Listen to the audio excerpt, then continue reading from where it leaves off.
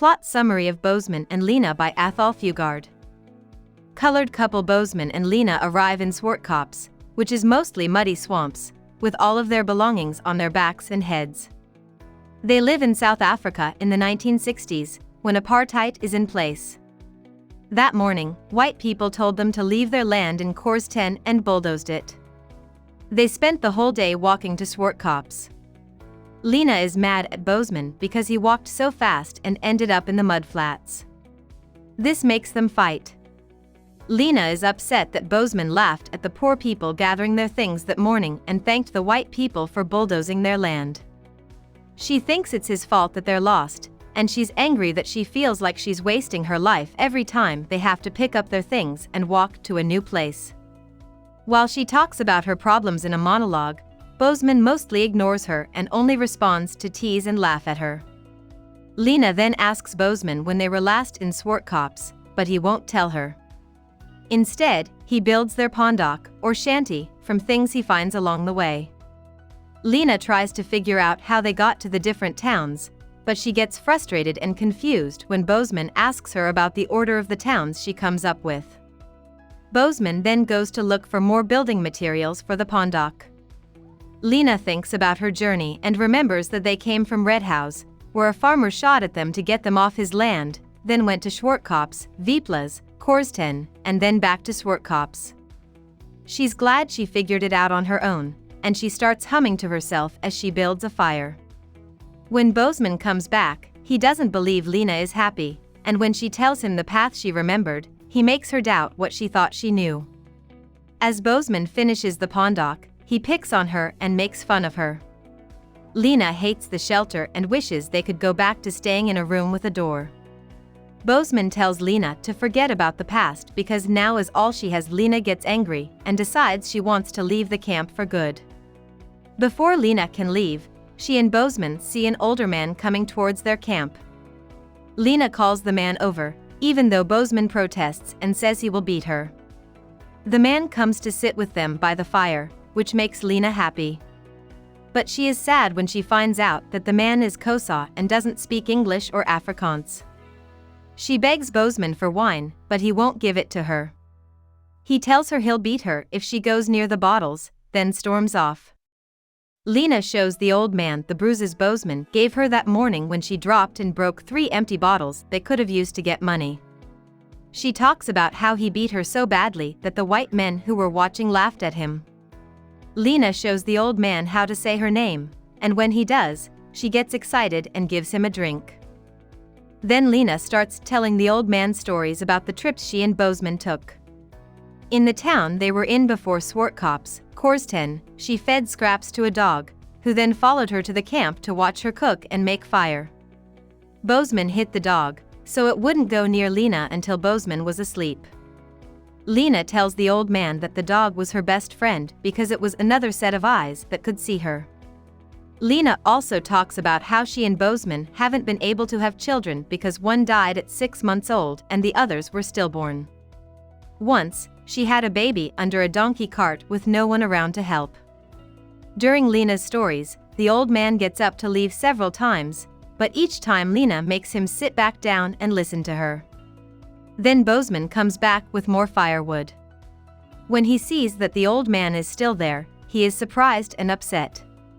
Lena tries to convince Boesman to let the old man stay by offering him a bottle of wine. Even though Boesman gives in, he won't let the old man sleep in their pondok. He gives her a choice: she can sleep inside with him or sit outside by the fire with the old man. Lena decides to pick the old man. Boesman is very angry, but he backs down when he sees how much Lena wants to keep the old man there. Lena makes dinner and gives Boesman a mug of tea and half a loaf of bread. She takes the other cup and half loaf and gives them to the old man to share. Lena and the old man are sitting together on the blanket by the fire to stay warm. Boesman watches from the pondok. He doesn't eat any of his dinner and only drinks wine instead. An hour later, Boesman is drunk and violent. He tells Lena to act out what happened that morning when she begged the white men to let them pack up. She doesn't like Boesman because he made fun of his own people and helped the white people burn their things after the bulldozer cleared them out.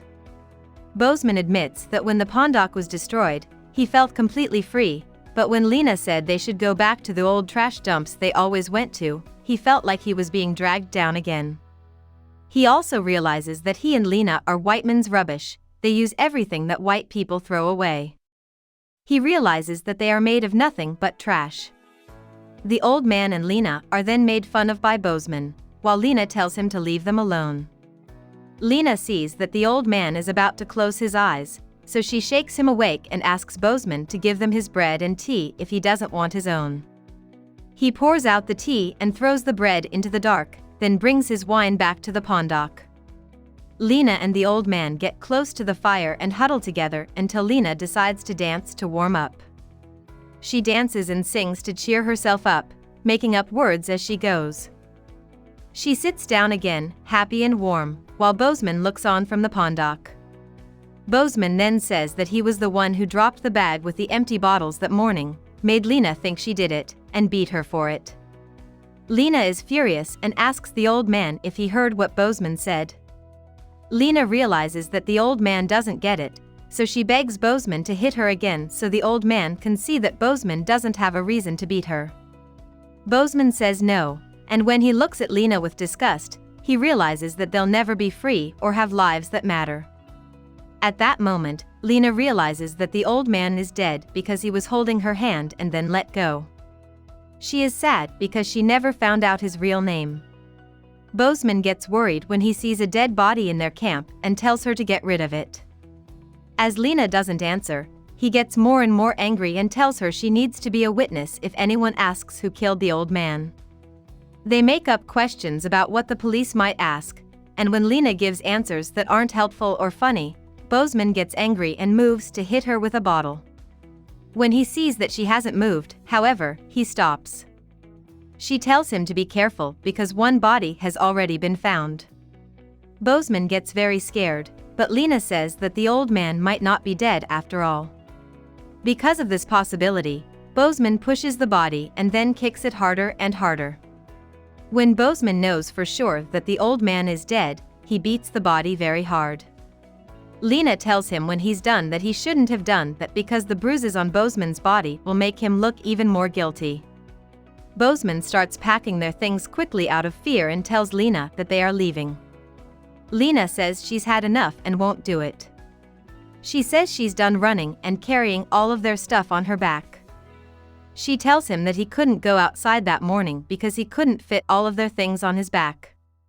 When Boesman is done packing, he is so heavy that it's almost funny.